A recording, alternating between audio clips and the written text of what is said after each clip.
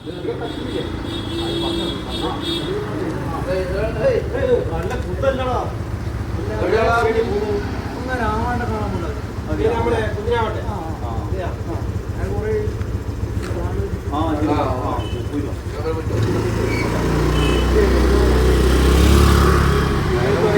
നിങ്ങളൊന്നും അറിയില്ല? ഇല്ല. നിനക്കറിയില്ലേ? ഇല്ല, ഞാൻ നാട്ടിലില്ലല്ലോ അന്ന സംഭവം. അല്ല, അയാൾക്ക് കുഴപ്പമൊന്നുമില്ല, നല്ല ആരോഗ്യവാനാണ്. അതെ, മക്കളെല്ലാം ഗൾഫും മറ്റേ അമേരിക്കല്ലേ, അയാളെ നോക്കാൻ ആളില്ല. അല്ല, ഞാൻ അറിഞ്ഞിടത്തോളം ഓരോ കാര്യം കറക്റ്റാണ്. കറക്റ്റെന്ന് പറഞ്ഞു കഴിഞ്ഞാല് മക്കള് 3-4 ഉണ്ട്.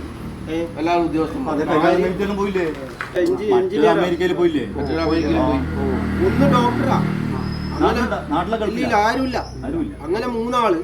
അപ്പൊ നോക്കാന് പിന്നെ ഭാര്യയുള്ള സമയത്തെല്ലാം ഒരു പെണ്ണുങ്ങൾ അന്നേരം ഉണ്ടാവില്ല, ഹോം നഴ്സായിട്ട്. അത് പിന്നെ ഇപ്പോ റേഡിയോ കൊണ്ടാക്കാൻ പോണേ വൃദ്ധസദനത്തിലേക്ക്. ഒരു മോൻ അത് ലണ്ടനിലും ചൈനയിലും ഉണ്ട്. പക്ഷെ ഇവിടെ നോക്കാൻ ആർക്കും പറ്റില്ല. പിന്നെ ഒരു മകളുണ്ടല്ലോ ഡോക്ടറായിട്ട്, അതുണ്ട്. അത് കല്യാണം കഴിപ്പിച്ച് പോയില്ല, ദുബായി പോയില്ലേ. എല്ലാരും ഉണ്ട്. പക്ഷെ പറഞ്ഞിട്ട് കാര്യമില്ല, ഈ വയസ്സാം കാലത്ത് നോക്കാൻ ആളില്ല. അതുകൊണ്ട് വൃദ്ധസദനിൽ കൊണ്ടുപോയി നടക്കാനുള്ളൂ. ഇപ്പം ഈ കാലത്ത് എല്ലാരും അങ്ങനെയല്ലേ ചെയ്യുന്നു. എല്ലാവർക്കും വരാൻ പോകുന്ന സംഗതി തന്നെയാണ്. നമുക്ക് ജീവിതത്തിൽ തന്നെ വരുക. ഭാവിയിൽ ഇത് നമുക്ക് പ്രതീക്ഷിക്കാം. അല്ല, നമ്മളിനി ഈ കാലത്ത് നമ്മളിനി എത്ര മക്കളെ നോക്കിയാലും ഇതെന്നെ സംഭവിക്കും. അതായത് മക്കളെ ജോലി എന്നുള്ള രീതിയിൽ അതൊരു പുറം രാജ്യത്തും